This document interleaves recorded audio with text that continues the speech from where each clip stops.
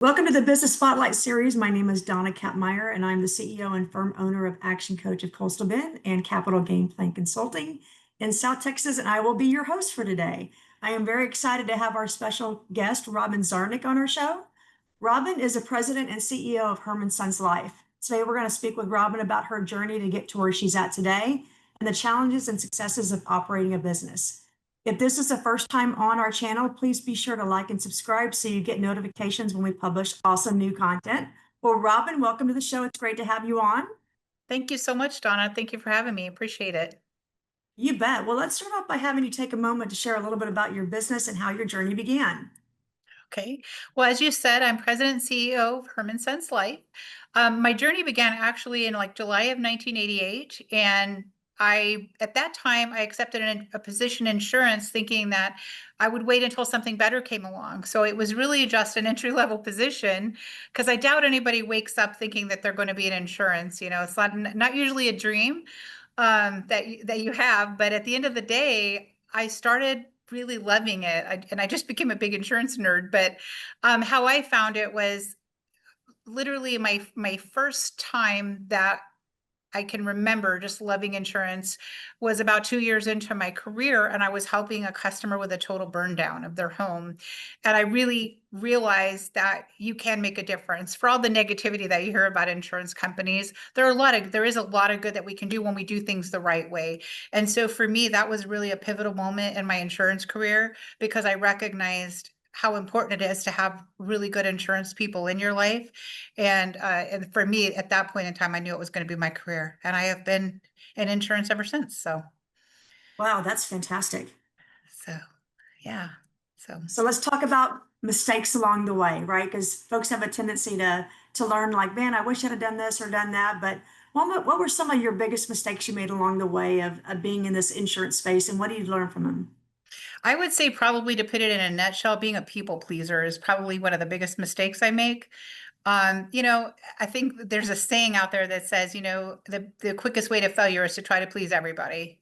And, because it's impossible to please everybody. And so I made a lot of decisions, especially early on, where I was trying to please everybody. And then in the end, please nobody. So it caused a lot of challenges for me. And then the other thing I think, as one of the things I wish I could improve on is, if I would go back in my career, is making assumptions about people. I think we all do that, especially as salespeople, where we make an assumption of whether somebody can afford a product or whether that's what they need. And who am I to tell you what your hopes and dreams are, what your budget looks like? Everybody's hopes and dreams are different. Everybody's budget is different. And so, you know, to do your job well, do it effectively, you really need to not make assumptions and make sure that you are, offering your customers everything and everything that you think that they possibly could need. And some of the worst calls that I've received as an insurance agent or, did my husband have life insurance or something like that? And you have to think back, did I offer it to him? So I've had to get over that apologetic stance of, hey, I don't want to ask him because I don't want to offend anybody. Again, kind of with the people pleasing part of it, you don't want to make assumptions. You want to make sure that you're offering people what they truly need. And how you do that is by listening more, by hearing what they have to say and figuring out their needs and their goals based upon what they're telling you. Well So said. Well said. When you think about business today, what are some of the biggest challenges that you're facing in the insurance industry? I would say for me, one of the big, or for this organization, one of the biggest challenges is, competing with billion-dollar budgets of, national, financial institutions. So that can be really challenging. Gone are the days where you can advertise in a newspaper or a billboard and you're going to get business from that. So the landscape has changed so much in marketing. So it's figuring out how you can put an effective marketing program together where people can see your message and hear your message and it still be an affordable program for us. So that's been something that's been particularly challenging is figuring out how to reach that audience that you want to reach. And then regulatory changes are always challenging because it's an ever evolving industry. But for me, that's one of the things, as nerdy as it sounds, it's one of the things that I like. I'm very big on compliance.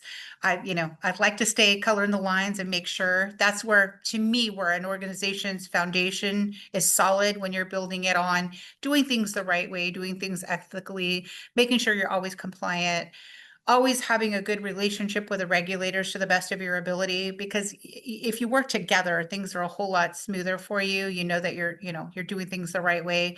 So for me, uh, I think as industry wide, it's challenging, but it's just something that's necessary. But it can be challenging because you have to figure out, how to color within the lines of those regulations sometimes, and still make sure you're moving the company forward. But like I said, for me, compliance is just such a critical part of the organization. So I always make sure that, that we're doing things the right way so that going forward, we have a solid foundation. So. Very nice. Very good. Where do you see Hermann Sons in the next 5 years? What do you aspire it to be? I would love to see us be more of a household name. Our founding fathers built they give us such a strong foundation, and I would love to see us build on that, get back to growing, get back to being a household name. At one time, Hermann Sons was a household name, and we haven't, with those marketing challenges, we haven't done a good job of getting that message out there, and it's just figuring out how we get to that audience. But like I said, seeing us growing, seeing us build on that foundation, that's what I would love to see us in 5 years. Very good. Very good. When you think about success, who comes to mind for you? There are a number of people that come to mind, but when you first asked me that question, the first person that always comes to mind for me is a mentor named Sarush Shazini. He was somebody that hired me decades ago. He has this gift for being able to integrate business and home life, work life, home life together beautifully to where you feel like you're just part of his family.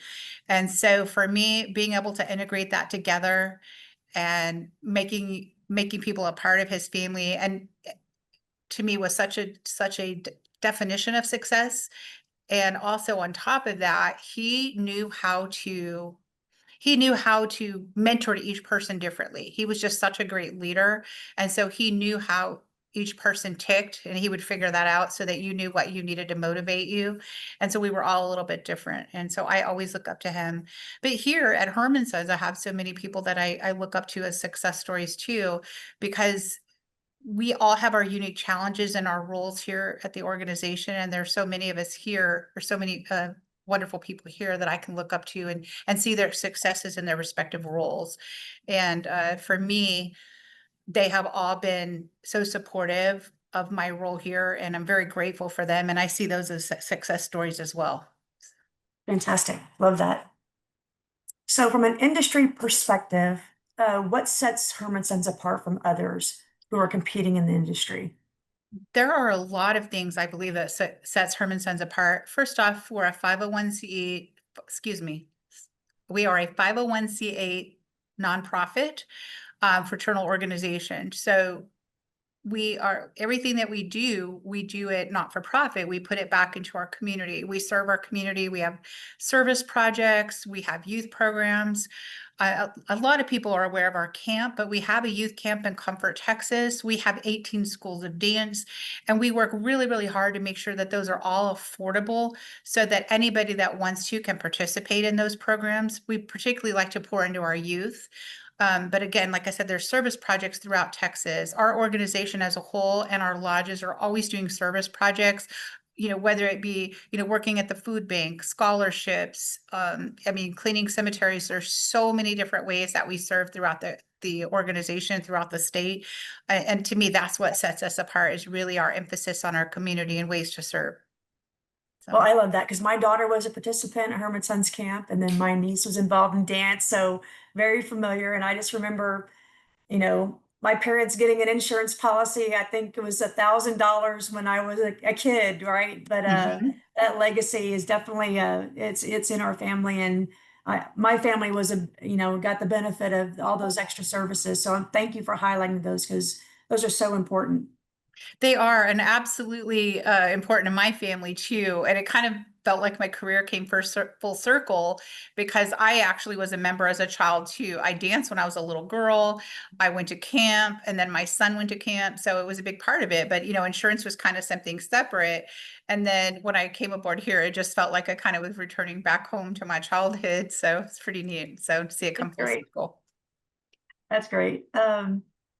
Based on your history, based on your career, if you could do things all over again, what would you do differently?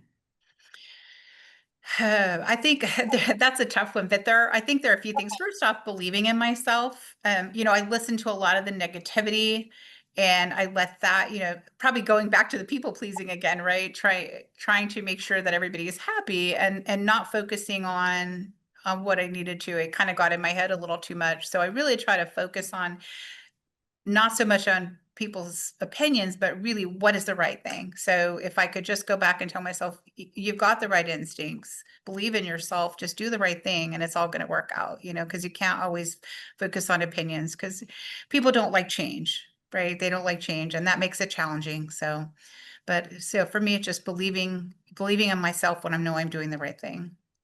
Very nice, very nice. Is there anything else that you'd like to share with our audience about Hermann Sons? I don't think people know who we are anymore. And like I said, obviously we have the fraternal programs, we have the youth camp, we have the lodge system, we have the schools of dance. But what they may not know, we are actually a life insurance company, and that's what's helped supports these programs and all the service projects throughout Texas. We have annuities. In fact, we're just about to roll out a new annuity product. Actually, I misspoke. It rolled out last week. It's a multi-year guaranteed annuity. We have a 3-year and a 5-year, very competitive in the marketplace, rates as high as 5% fixed. We also have Medicare products, and we have a very robust Medicare platform. We have pretty much any of the carriers that you would need in Texas. We've tried to contract with all of them to make sure that our members are served in that capacity. And we also have life insurance, of course. Fantastic, fantastic. What's the best way for our viewers to get in contact with you? You can reach us through our calling 210-226-9261, or of course, you can reach any of us through our website, www.hermannsonslife.org. Fantastic. Do you have any questions about me or about Action Coach? I wanted to know more about what you offer. I'm not fully sure all these services that you offer. That's a great question. So I like to say that we're business coaching, business education, and training. So from the owner, CEO level all the way through the employee level, we have different services and different products that we offer. So I'll keep it at a real high level because I can get in the weeds and I can go on for hours. So I don't want to do that. But we offer at our top tier executive coaching and private one-on-one coaching for owners, executives, and the executive teams. We have something called group coaching where we coach business owners in groups of 3. They share a coaching spot. We also have a program called Growth Club. It's a quarterly business planning workshop where business owners get together. We do business education in the morning. We do a team activity, and then they put together a focused 90-day plan, and they get to do it in the comfort of owners just like themselves. And we always have fun. From a team perspective, we offer communication assessments like DISC, YOS, Working Genius. We do a lot of team workshops, whether it's team building, time management, sales training, customer service training, and then we do customized workshops. So if there's something that the individual, a company says, hey, can you help me with this with my team? We do a lot of facilitation. So I like the structured content that we have, but I also like the flexibility that we have to be able to provide unique services based on what that individual company needs. So we do provide a lot of different services at a lot of different levels, but I'll say our prime focus is executive, private, group coaching, and then team training activities. And so we offer management training as well, leadership training. I mentioned sales, but a whole lot of good things. But we like to be able to go deep in an organization. So organizations that have, 10 to 200 employees is kind of our target. And we look at what services can we offer at the top level, but then how can we get down in the management level and then at the team level so that we have a say a 360 impact, if you will, for the organization. do you do any sort of like pre-employment testing or anything like that? Is that something that you offer? You betcha. So we incorporate DISC communication style. We often ask our clients before they go and hire anybody, let's go ahead and run a DISC assessment on them to see what their behavioral style is, and then look at what the position requires and see how that's a match. We also, with that, not only the DISC, but we can also help business owners and write actual position descriptions that I say they talk to the person so that when the person is actually reading the job posting, they're like, oh my goodness, they're talking about me. And we Yeah. make it to where you attract the right talent. So absolutely on the pre-employment side, highly recommend that. I was doing a podcast with another individual where we were talking about the importance of taking your time and hiring the right person. Take your time in hiring the right person so that you don't experience a bad hire. You Hmm. experience the effects of a good hire for a long time, and you experience the effects of a bad hire for a long time. So try to invest more time in the front. Good And I question. don't think there's it's tough to measure the opportunity cost of a bad hire too, right? How many sales have you lost or how many customers left because it wasn't a good fit? And I've really found that in the insurance world, just probably like anywhere, you have your people that are just natural salespeople, and then you have your natural customer service people who are more nurturing. So it really is important that you get them in the right role. So yeah, I really believe in the testing. So You bet. Any other questions for me? not that I can think of. Awesome. Well, Robin, I greatly appreciate you sharing your story. This has been fantastic, and I hope that the audience has learned more now about what you offer, and you offer a whole lot. We just got to get that awareness up and get you out there more. So, thank you for being on the show. This is the Business Spotlight Series with Dona Kappmeyer from Action Coach at Coastal Bend and Robin Czarnek from Hermann Sons Life. Please be sure to like and subscribe so you can continue to see our great content.